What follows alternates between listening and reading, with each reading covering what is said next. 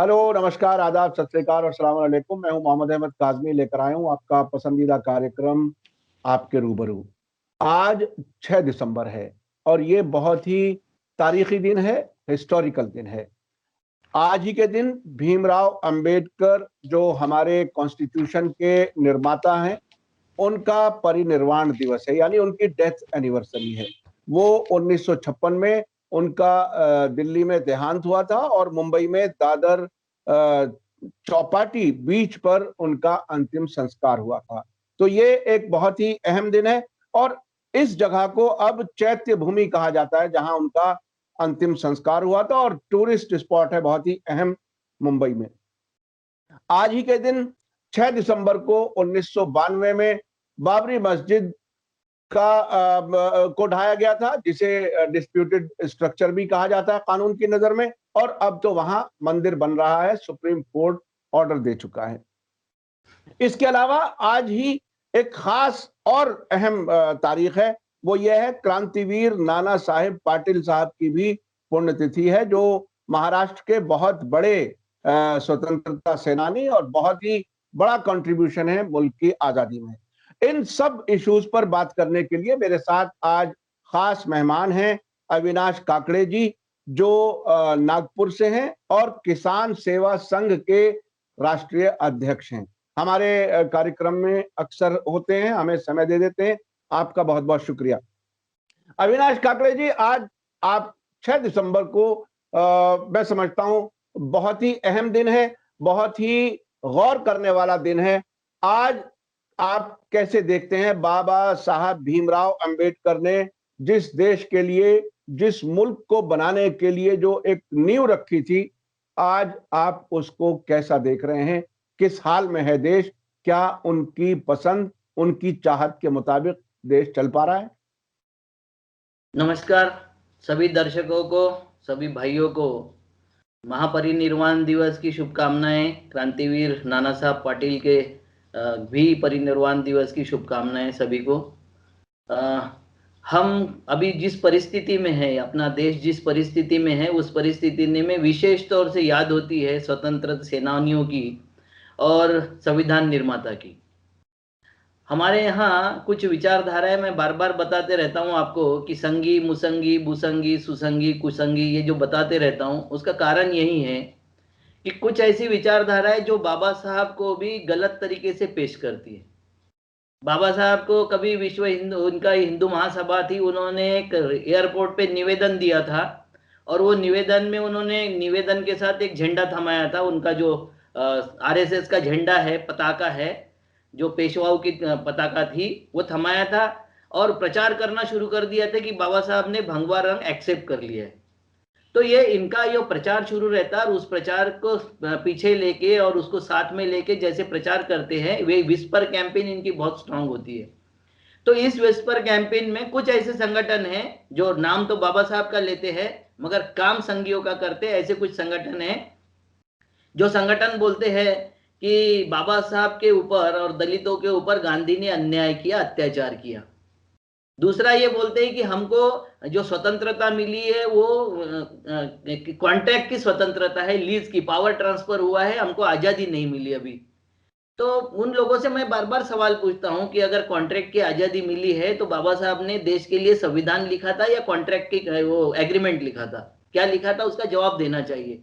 तो ये जो कैंपेन है, जिस तरीके से बाबा साहब का भी हनन करने के लिए चलाते हैं, उस उनके परिनिर्वाण दिवस के दिन भी हमको ये समझने की जरूरत है कि बाबा साहब क्या थे, बाबा साहब क्या सोचते थे, गांधी के बारे में क्या सोचते थे, स्वतंत्रता के बारे में क्या सोचते थे, धर्म के बारे में क्या सोचते थे।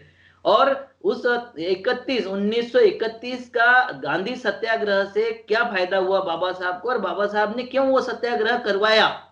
मैं ये बोल रहा हूं कि दोनों की मिली भगत थी, गांधी की और बाबा साहब की दोनों की मिली भगत थी और उस मिली भगत से उन्होंने 1931 का सत्याग्रह किया, आंदोलन, वो जो उपोषण किया वो किया।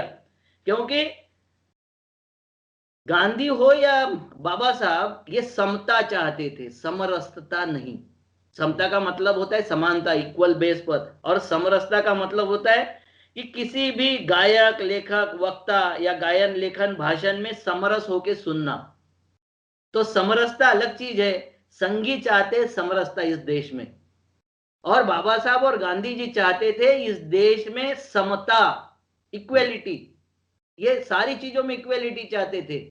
तो ये इक्वेलिटी को नकारने वाले समरसता का प्रचार कर रहे। अब देखते हैं कि बाबा साहब ने जब 1926 में धर्मांतरण की बात बोली थी, तो 56 आते आते धर्मांतरण किया, मतलब 30 साल बाबा साहब ने वेट किया। ये देश पे उनका उनका बहुत बड़ा उपकार है। क्यों 30 साल उन्होंने चिंतन किया, किस बात के लिए चिंतन किया? अभी ये बताने वाले जो बताते हैं कि बाबा साहब चाहते थे कि इस देश में स्वतंत्र मतदार क्षेत्र हो। अगर ये बात मान ले तो पहली बात ये मानना चाहिए कि बाबा साहब ये राजनेता थे, बाद में समाज के नेता थे। वो राज के नेता थे, राष्ट्र के नेता थे। तो राष्ट्र के नेता होते हुए उन्होंने क्या किया कि अंग्रेजों ने जैसा ही ओपन किया कि अब सबको मतदान का अधिकार हम देंगे कुछ लोगों को, और उसके माध्यम से यहाँ के प्रतिनिधि जीत के आएंगे, तो अंग्रेजों ने कुछ शर्तें डाली थी कि जो ग्रेजुएट होगा उसको मतदान का अधिकार होगा, जो रसूखदार होगा मतलब जमींदार होगा उसको मतदान का अधिकार होगा, जो इनकम टैक्स पेई होगा उसको मतदान का अधिकार होगा। तो बाबा साहब को पता चला कि इसमें मेरा समाज तो कहीं फिट नहीं बैठता, मतलब हम तो मतदार भी नहीं होंगे, मतदान करने के लिए काबिल नहीं होंगे। तो ऐसे इसमें बाबा साहब ने ये दिया कि हमको स्वतंत्र मतदार क्षेत्र चाहिए, हम इसको नहीं मानते, आपके प्रस्ताव को नहीं मानते, स्वतंत्र मतदार क्षेत्र चाहिए। और ये स्वतंत्र मतदार क्षेत्र जो उनको मांगना था, उस मतदार क्षेत्र के द्वारा क्या हुआ कि उन्होंने एक डिमांड रखे, अंग्रेजों के सामने एक डिमांड रखे कि मुझे 76 मतदार क्षेत्र चाहिए। अंग्रेज बोल रहे थे कि 73 देंगे, और गांधी के उपोषण के बाद 146 मतदार क्षेत्र मिले। 146 जितना मांग रहे थे और जितना अंग्रेज दे रहे थे उससे दुगने मतदार क्षेत्र उसके उनके उपोषण के कारण देना पड़ा। ये देश के अंग्रेजों को भी देना पड़ा और यहाँ के बाकी पार्टियों को भी मानना पड़ा कि हाँ ये बहुत बड़ा लफड़ा हुआ है और इसमें देना चाहिए, इनके ऊपर अन्याय हुआ है, ये समझने की जरूरत है। हम ये समझते नहीं है, हम तो अपनी बातों को और उस उपोषण से क्या क्या फायदे हुए इसको समझ लो सर। क्या है कि कलकत्ता का काली घाट मंदिर उसी दिन मुक्त हो गया जिस दिन घोषणा की गांधी ने कि उपोषण करूंगा। क्योंकि ये उपोषण क्यों हुआ था, तो बाबा साहब ने एक प्रपोजल दिया था, और ये प्रपोजल क्या था कि बाबा साहब को पहली तो 31 में मीटिंग हुई थी, गोलमेज परिषद में जब गए थे तो एक मीटिंग हुई थी उनकी। किसकी मीटिंग? गांधी की और बाबा साहब की एक मीटिंग हुई थी। जो पहली मीटिंग आपके मैसूर के जो ये थे पंत प्रधान, उन्होंने अरेंज की थी, और उन्होंने अरेंज करके इनमें दोनों में एक ये करवाया था, क्या बोलते, समझौता करवाया था। दोनों को एक बात करवाई थी कि ये चाहते हो कि नहीं चाहते हो। गांधी चाहते थे। गांधी का पहला एजेंडा अस्पृश्यता निवारण नहीं था, आजादी थी। बाबा साहब का पहला एजेंडा अस्पृश्यता निवारण था, क्योंकि जब उनको पूछा गया कि स्वराज्य मेरा जन्मसिद्ध अधिकार है, ऐसा तिलक बोलते हैं, तो आपका क्या पहला होगा नारा? तो बोला अस्पृश्यता निवारण मेरा पहला जन्मसिद्ध अधिकार है, क्योंकि उसकी जो धधक थी, उसकी जो धक थी वो भोग चुके थे और वो भोग रहे थे बार बार। तो इसके लिए जरूरी था उनके लिए कि सबसे पहले उनकी जो समझ नहीं रहे थे, उनको इंसान को इंसान नहीं समझ रहे थे, वो समझने की जरूरत थी। दोनों नेताओं के क्रम में राष्ट्र सर्वोपरि था। ये जो बोलते वो राष्ट्र नहीं, मानवता वाला राष्ट्र, जिसमें मानव को मानव समझा जाए, जाति और धर्म से ना गिना जाए, ये गांधी की भी प्राथमिकता थी और बाबा साहब की भी प्राथमिकता। तो दोनों राष्ट्र को उसी नजरिए से देखते थे कि जिस राष्ट्र में मानवीयता का गुण कूट कूट भरा होगा, हमारी किताब हो या हमारे व्यक्ति हो, उनमें ये गुण होगा, ये समझने की ये उन्होंने समझाया था। दूसरी बात, उनको जब आपने देखा होगा कि बहुत सारी चीजों में उनको डिवीजन करने का प्रयास किया जाता है, मगर वो उनका जब उपोषण शुरू हुआ तो उपोषण के बाद में आपको बताया कि कालीघाट मंदिर का पहले ओपन हो गए, अयोध्या का राम मंदिर पहले सप्ताह में खुल गया, दिल्ली के हर रास्ते में दलित और सवर्णों का बंधुत्व दिखाने वाले मोर्चे निकलने शुरू हो गए। मुंबई में महिला संगठनों ने दलित मंदिर में प्रवेश के लिए जाहिर मतदान आयोजित किया, जिसके पक्ष में 24,000 लोगों ने दलितों के मंदिर प्रवेश के लिए वोटिंग किया था, और 445 लोगों ने इसके विरोध में वोटिंग किया था, जिसके बाद मुंबई के सारे मंदिर खुले हो गए। मंदिर में जाना कि नहीं जाना ये अलग बात थी, मगर जाति की वजह से मंदिर में नहीं जा सकते, ये जो धारणा बना दी थी पेशवाओं ने के काल से और ये संघियों के पुरखों ने, ये धारणा तोड़ने के लिए वो उपोषण का बहुत बड़ा उपयोग किया गया। गांधी के उपवास के पहले ही दिन आपको पता होगा 12 हिंदू मंदिरों में दलितों का प्रवेश खोल दिया गया। बड़ौदा, कश्मीर, भोर और कोल्हापुर के संस्थानों में सारे मंदिर खोले गए शक्तिपूर्वक। आपको पता होगा मोतीलाल नेहरू जी की जो ये थी पत्नी थी स्वरूपा रानी जी, वो कट्टर हिंदुत्ववादी ब्राह्मण थी। तो उन्होंने पहला गांधी जी की अपील को ये करके पहला उन्होंने दलितों के साथ में सहभोजन करवाया था, और वो सहभोजन में खुद भी परोसी थी और खुद उनके साथ बैठ के खाना खाई थी। उसका परिणाम ये हुआ था कि सारी कांग्रेस के दलित महिलाएं या सवर्ण महिलाएं एक साथ बैठकर खाने पीने का प्रोग्राम उन्होंने शुरू कर दिया था। उसके बाद में आप देख लो कि बनारस के काशी विश्वविद्यालय के कुलगुरु थे ध्रुव जी, उन्होंने हजारों दलितों के साथ सहभोजन का कार्यक्रम विश्वविद्यालय के प्रांगण में आयोजित किया था। गांव गांव के लोगों ने एकत्रित आकर अस्पृश्यता निषेध करने वाले प्रस्ताव मंजूर किए थे। ये प्रस्ताव के गट्ठर गांधी जी को भेजे गए थे।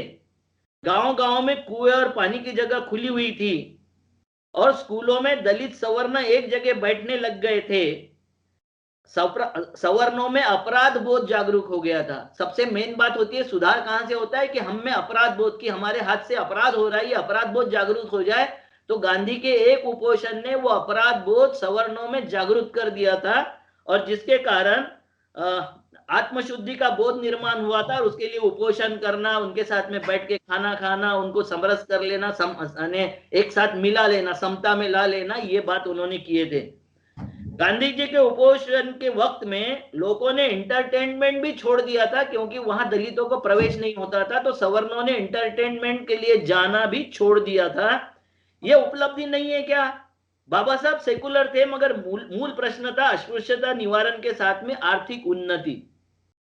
जो कोई बताते कि गांधी और बाबा साहब एक दूसरे के विरोध में थे, तो बाबा साहब ने जब उनकी गांधी की हत्या के बाद में जीवनी एक अंग्रेज लेखक लिख रहे थे, तो अंग्रेज लेखक ने एक प्रश्न पूछा। रमाबाई अंबेडकर नगर में बाबा साहब के साथ में वो गए और अंग्रेज लेखक ने पूछा कि इतनी दुरावस्था है, फिर भी आप बाबा साहब के साथ में बात क्यों करते हो, बाबा साहब के साथ में बात क्यों करते थे?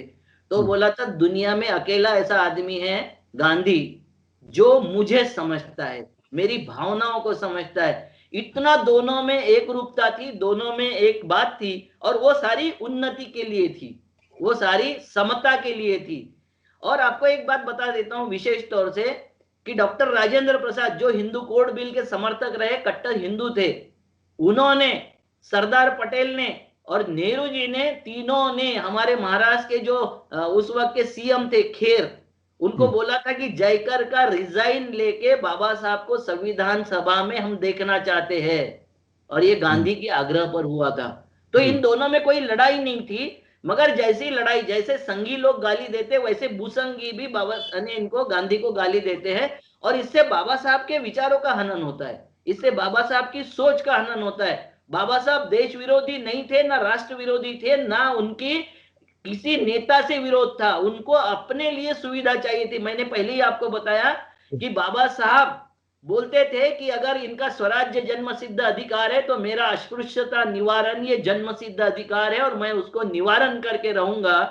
तो बाबा साहब को हम जब समझते हैं, बाबा साहब मात्र समाज के नेता नहीं थे, तो बाबा साहब राष्ट्र के नेता थे और राष्ट्र के बारे में सोचते थे। मैं इसका एक उदाहरण और देता हूं कि जो लोग बोलते संविधान बाबा साहब ने लिखा, मैं भी बोलता हूं कि बाबा साहब ने संविधान लिखा, मगर किसी संविधान सभा के किसी लेक्चर में या किसी पैरा में उन्होंने सेपरेट कॉन्स्टिट्यूशन का किसी भी इसका मतदार क्षेत्र की बात नहीं की। अगर बात नहीं की, उस वक्त गांधी तो थे नहीं। 26 जनवरी 1950 को संविधान हुआ तो गांधी का प्रेशर तो समाप्त हो चुका था। तो क्या फिर बाबा साहब ने अपना मुद्दा इसलिए सरेंडर कर दिया था कि कांग्रेस के मंत्रिमंडल में टिके रहे? जो बाबा साहब हिंदू कोड बिल के लिए रिजाइन दे सकते हैं, 340 धारा के लिए रिजाइन दे सकते हैं, अपनी शर्तों को मनवा सकते हैं, वो बाबा साहब अपने मंत्री पद के लिए उसमें एक शब्द भी नहीं बोले सेपरेट कॉन्स्टिट्यूशन के लिए। या सेपरेट मतदान क्षेत्र के लिए? ये ऐसा नहीं हो सकता। मैं नहीं बोल सकता बाबा साहब के इस तरीके के आरोप लगाने वाले बाबा साहब का हनन कर रहे, चरित्र हनन कर रहे। बाबा साहब इस तरीके के व्यक्ति नहीं थे और उस बाबा साहब को समझने की जरूरत है। बाबा साहब ने रिपब्लिकन पार्टी, जब उनको लगा कि हमको राजनीतिक दखल में आना चाहिए, तो रिपब्लिकन पार्टी ऑफ इंडिया किया। पहले कास्ट बेस्ड पार्टी किया था उन्होंने, पहले उन्होंने मजदूर बेस्ड पार्टी किया था। पहला रेजुलेशन बाबा साहब ने अगर लाया था विधान, वहां पहुंचने के बाद भदभोई विधानसभा में, तो वहां की खोत प्रथा को रद्द करने का लाया था। खोत प्रथा मतलब जमींदारी प्रथा को रद्द करने का रेजुलेशन लाया था उन्होंने। दलितों वाला रिजर्वेशन नहीं लाया था। हर वक्त वो जब भी ढूंढते थे तो सर्व समावेशकता की ढूंढ लेते थे। वो कभी ये नहीं ढूंढते कि एक जाति का, एक धर्म का, एक भाषा का, कोई प्रांत, कोई यानी सवाल उन्होंने कभी इस तरीके से मुखर नहीं किया।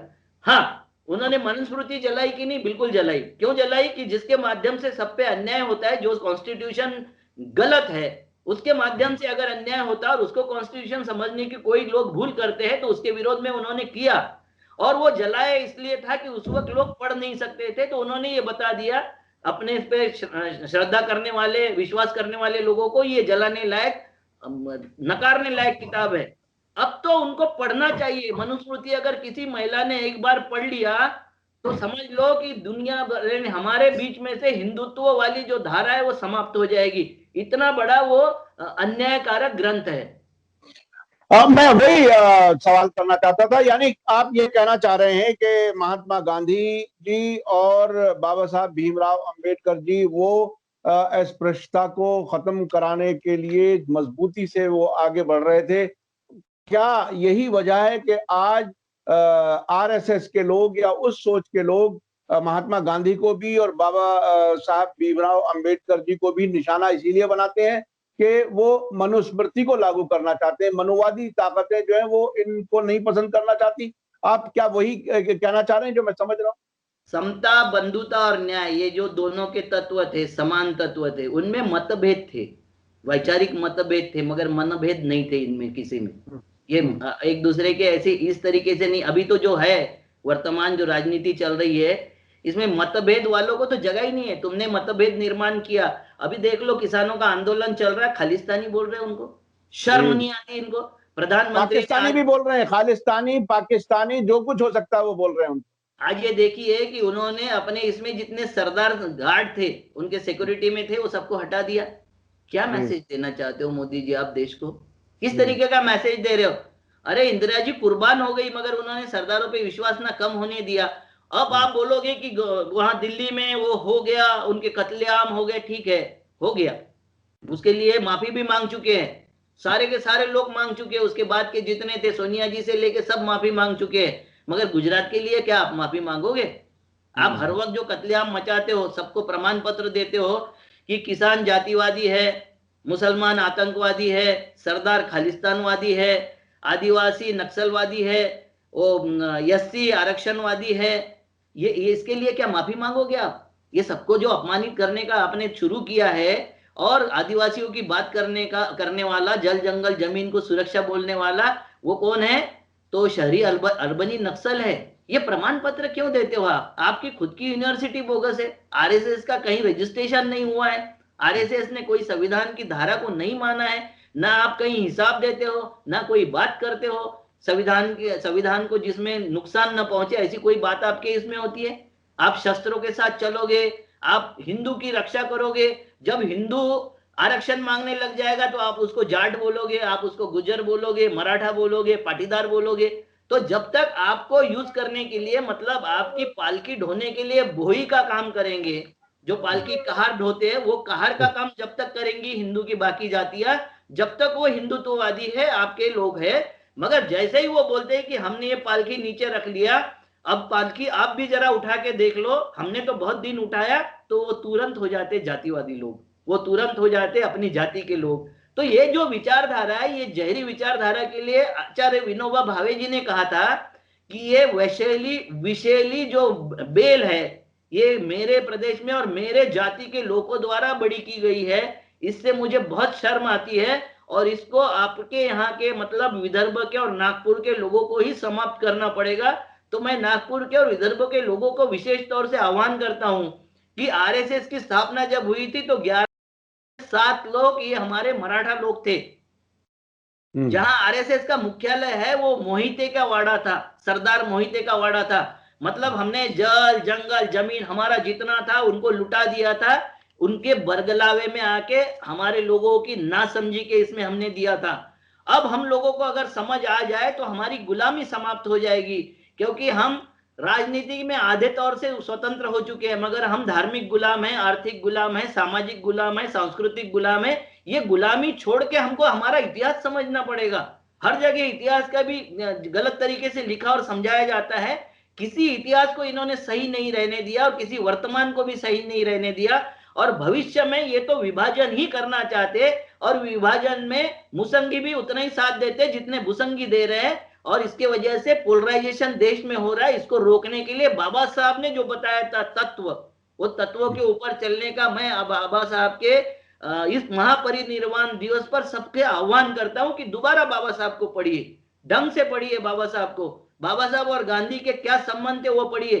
अरे कांग्रेस में सैकड़ों दलित नेता थे, किसी को भी अगर बुला लेते और ये समझौता हो जाता तो क्या बाबा साहब कभी उसमें सांसद बन सकते थे या बना सकते थे? अगर बाबा साहब का और गांधी का झगड़ा होता तो क्या बाबा साहब ने लिखा हुआ जो संविधान था वो मान्य हो जाता? क्योंकि संविधान तो लिखा होगा बाबा साहब ने, मगर उसको मान्यता कांग्रेस ने दी, क्योंकि लोकसभा में उस वक्त जो प्रतिनिधिक सभा थी उसमें कांग्रेस का बहुमत था। बाबा साहब तो अकेले थे बेचारे, मगर उसी इसमें भी कांग्रेस ने, क्योंकि गांधी ने बोला था कि संविधान ऐसे आदमी के हाथ से लिखा जाए जिसको सही में संविधान की और समानता की जरूरत होगी। क्यों? उसका कारण ये था कि बाबा साहब की बात गांधी मानते थे और गांधी की बात बाबा साहब मानते थे। दोनों में तालमेल था, और तालमेल इसलिए था कि देश में समानता आ सके। और जितने अहिंसा के पुजारी बाबा साहब थे उतने ही गांधी भी थे। दोनों अहिंसा की लड़ाई लड़ते थे और दोनों प्रबोधन की लड़ाई लड़ते थे। अपने समाज को प्रबोधित करने के लिए दोनों की लड़ाई थी, कभी उन्होंने हिंसा करने के लिए नहीं किया। और इसीलिए आप देख लो कि 1931 के पहले बाबा साहब देश में नहीं थे। ये खाली महाराष्ट्र के कुछ जातियों के लिए वो गिने जाते थे। साहू महाराज ने, छत्रपति साहू महाराज ने उनको बोला था कि आज से ये दलितों का नेता हो गया है, इसके नेतृत्व में आप इकट्ठा हुई। तो बाबा साहब को प्रोजेक्ट ही साहू महाराज ने किया था, मगर गांधी ने उनको देश का नेता बना दिया। जिस वक्त ये आंदोलन ये हुआ, उपोषण वाला हुआ आंदोलन, उसके बाद में पूरे देश में जानने लगे बाबा साहब को कि बाबा साहब नाम की कोई एक चीज है, कोई एक व्यक्ति है कि वो व्यक्ति गांधी को भी झुका सकता है और गांधी से भी बराबरी में बात कर सकता है। अकेले 2 आदमी थे गांधी को मिस्टर गांधी कहने वाले, उसमें बाबा साहब भी थे। तो ये मिस्टर गांधी वाला रिलेशन जो था वो ऐसा रिलेशन था कि उनको उसका दुख दर्द समझता था और इनको उसका दुख दर्द समझता था। ये बात समझने की जरूरत है। अच्छा, आज 6 दिसंबर की तारीख अयोध्या के लिए भी बहुत ही अहम तारीख थी, और इसमें बाबा ढहाया गया था, जिसको बाद में सुप्रीम कोर्ट के ऑर्डर से अब वहां मंदिर बन रहा है। उसे एक बड़ा टर्निंग पॉइंट समझा जाता रहा है कि ये धर्मनिरपेक्षता के खिलाफ एक बहुत बड़ी कार्रवाई हुई है। आप इसको कैसे देखते हैं? चाहे इसे डिस्प्यूटेड ढांचा कहें या मस्जिद कहें, उससे कोई फर्क नहीं पड़ता, लेकिन आप इसको किस तरह से देखते? चलो झंझट मिट्टी मैं इस तरीके से देखता हूँ, मगर एक बात मैं बार बार पूछता था। मैं अटल बिहारी जी के एक मीटिंग में भी था, उमा भारती जी उस वक्त युवा की मंत्री थी। तो अटल बिहारी जी ने एक भाषण दिया था कि विचारों की लड़ाई विचारों से होनी चाहिए। तो मैं बोला, गांधी की लड़ाई विचारों की थी कि नहीं थी? बाबरी की लड़ाई विचारों की थी कि नहीं थी? गांधी को मार दिया और बाबरी को ढहा दिया, ये कैसे विचारों की लड़ाई है? मैं बोला, आपके ने माता जिजाऊ, हमारी जो छत्रपति शिवाजी की माता थी, उसको जिस तरीके से अपमानित और लांछनित किया गया, उसकी लड़ाई में भांडारकर यूनिवर्सिटी को जब तोड़ा गया, और तोड़ा क्या गया था, 2-4 वो उसके जो थे अलमारियां वो गिरा दी गई थी और 2-4 किताबों को डैमेज हुआ था। उसके अगेंस्ट में उनको करोड़ों रुपए का डोनेशन मिला, मगर वो वैचारिक लड़ाई थी कि नहीं थी? तो उसमें इस तरीके से बात कैसी होती है? और वैचारिक लड़ाई क्या होगी? आप मेरी माँ को गाली दोगे तो हम क्या आपके माँ को गाली देने का काम करेंगे कि आपका मुंह तोड़ देंगे? क्या करना चाहिए? वैचारिक लड़ाई कैसी होती है? हमको ज्ञान देते वक्त आप वैचारिक लड़ाई की बात करते हो, और आप जब करते हो तो गिरा देते हो बाबरी का ढांचा। मैं पूछता था कि बाबरी का ढांचा था, ये बात बोलते हो, वो मंदिर था या मस्जिद था? अगर मंदिर था तो तोड़ा क्यों? और मस्जिद थी तो वहां गए क्यों, ये मैं बार बार सवाल करता था। खैर अब सुप्रीम कोर्ट में वो गया, सुप्रीम कोर्ट ने जो करना था, जिस तरीके से निर्णय देना था, मैं बोल रहा हूं झंझट मिटी। ये एक बार दिमाग को शांति तो आ गई, क्योंकि समझौता तो था, मगर कुछ मुसंगियों ने और कुछ संगियों ने वो समझौता नहीं होने दिया। ना अटल बिहारी के वक्त समझौता होने दिया, ना उसके पहले के शासकों के वक्त समझौता होने दिया। तो इसमें गलतियां हुई है, बहुत सारी गलतियां है, मगर कुछ भी बात जो इतिहास की होती है उसको पीछे छोड़ना ही यानी अच्छी बात होती है, और ये समाज को आगे बढ़ने का प्रोसेस होता है, ये मुझे समझाना है। अच्छा, आखिर में क्रांतिवीर नाना साहेब पाटिल साहब का क्या रोल था, क्या कुछ, क्योंकि आज नई नस्लें हिस्ट्री नहीं पढ़ते, समझ में नहीं आता, और मैं समझता हूं कि आजकल क्योंकि व्हाट्सएप यूनिवर्सिटी समझी जाने लगी है, आप थोड़ा सा उनके बारे में भी बताइए, क्योंकि देश के लिए उनका बहुत बड़ा कंट्रीब्यूशन। एक ही एरिया में एक काम करता था माफी वीर, और ये थे क्रांति सिंह। इनको पकड़ाने के लिए अंग्रेजों की मुखबिरी करने का काम उस माफी वीर ने किया था। माफी वीर को पेंशन मिलती थी, कलेक्टर से 3 गुना ज्यादा पेंशन मिलती थी माफी वीर से। अंग्रेजों से पेंशन खाते थे। किस बात की पेंशन मिलती थी? क्योंकि अंग्रेजों के इसमें युवाओं को भर्ती करने से लेके अंग्रेजों की मुखबिरी करने तक ये काम करते थे, जिसके बारे में उस माफी वीर को स्वतंत्र वीर कहते हैं। उसकी 15 फीट से मारी हुई उड़ी यानी कूद, समुद्र में 15 फीट के ऊंचाई से कूदे थे, और 30 फीट या 40 फीट दौड़े थे। उसके लिए उनको पूरे दुनिया का सबसे बड़ा क्रांतिवीर कहने वाली कौमें ये बताए कि करे नदी के पुल पे ट्रेन दौड़ रही है, हाथ में हथकड़ी और 150 फीट से बाढ़ के पानी में छलांग लगा के और निकलने वाले क्रांति सिंह कौन है भाई? क्रांति सिंह कौन, नाना पाटिल कौन है? ये बताते नहीं इतिहास, क्योंकि क्रांति सिंह को पकड़ाने का ठेका इन्हीं संघियों ने लिया था, इनके बाप दादाओं ने लिया था, और इनको नहीं पकड़ा सके। जिस क्रांति सिंह ने सेपरेट प्रति सरकार निर्माण की थी, अंग्रेजों की भी वहां जाने की हिम्मत नहीं होती थी, ऐसे क्रांति सिंह का भी आज मृत्यु का दिवस है। उन्होंने अपना जो काम किया है, उस काम के सामने तो इनका एक भी आदमी नहीं टिकता। ये तो सारे सब माफी वीर की गैंग है, ये पूरे के पूरे समझौता करने वाली गैंग है, आरएसएस की पूरी गैंग, ये महारानी विक्टोरिया को सलाम देने वाली गैंग है। मैंने तो अपने फोटो डाला था, वो बोल रहे थे कि ये कंस्ट्रक्टेड फोटो है, ये है। ये तो काम संघियों का है, ये आरएसएस की आईटी सेल का काम है कॉन्स्टिट्यूट फोटो डालना, ये किसी और का काम नहीं है, कर ही नहीं सकते। आपका तो वही काम रहा है, और दूसरे को अपमानित करके आप बड़े होते, क्योंकि आपने बड़ा कुछ किया नहीं है कभी जिंदगी में, एक आदमी आपका बड़ा नहीं है, और ये दुर्भाग्य है। मगर हाँ, सामूहिक जो विस्पर कैंपेन होती है, सामूहिक जो बदनामी होती है, वो करने का काम बहुत अच्छी तरीके से करते हो, चाहे नेहरू हो, चाहे बाबा साहब हो, चाहे गांधी हो, चाहे मौलाना अब्दुल कलाम आजाद हो, सबकी बदनामी आपने की हो।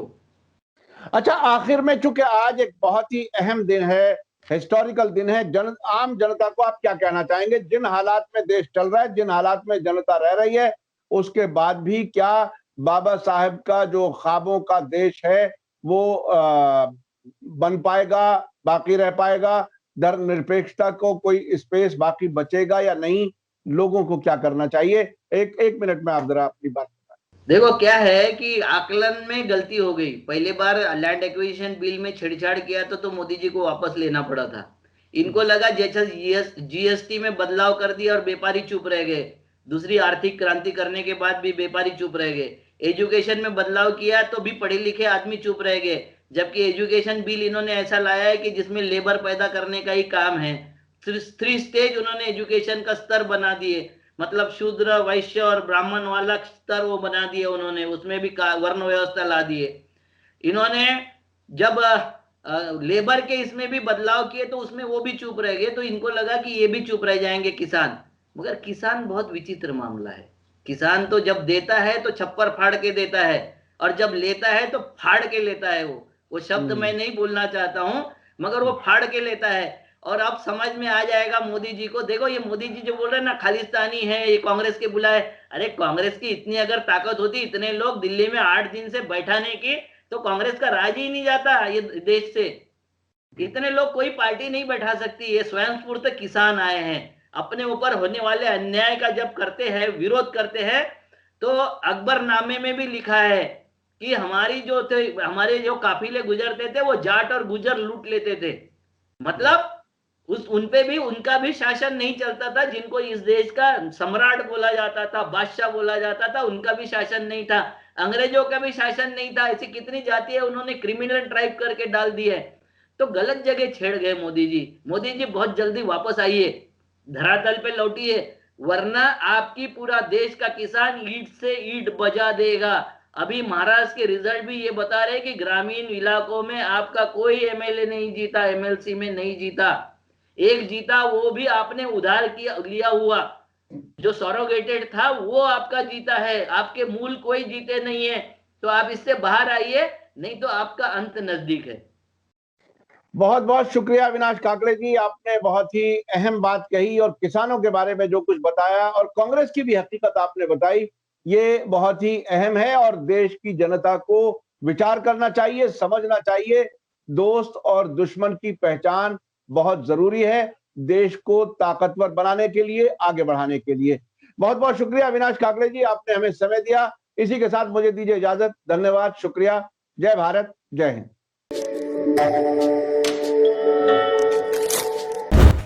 मीडिया स्टार वर्ल्ड के और वीडियो देखने के लिए हमारे चैनल को सब्सक्राइब करें और सीधे नोटिफिकेशन पाने के लिए बेल आइकन दबाएं। और अगर हमारी खबर सच्ची और अच्छी लगे तो अपने व्हाट्सएप, इंस्टाग्राम, फेसबुक और ट्विटर अकाउंट पर जरूर शेयर करें।